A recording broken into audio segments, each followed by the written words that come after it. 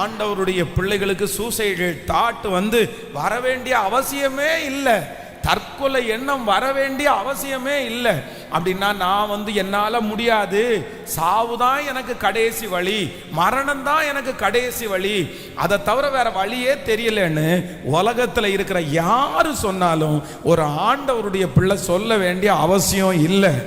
ஏன் அப்படின்னு சொன்னா, என்னுடைய ஜீவன் தான் கர்த்தருக்கு முக்கியமே தவிர எனக்கு சுத்தி இருக்கிற சூழ்நிலை எல்லாவற்றையும், என் ஜீவன் இருக்குமானால் கர்த்தர் என்னை சூழ்நிலைகளை ஜெயிக்க பண்ணுகிறதற்கு கர்த்தர் வல்லவராயிருக்கிறார்.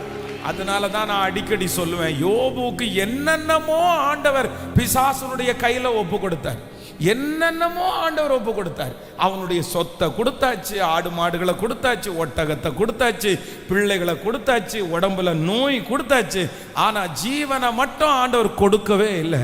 காரணம் என்ன அப்படின்னு சொன்னா, நமக்கு ஜீவன் இருக்குமானால் அந்த பிரச்சனை எவ்வளவு பெரிதா இருந்தாலும் அதை மேற்கொள்ளக்கூடிய சக்தியை கர்த்தர் கிருபையாய் தருவார்.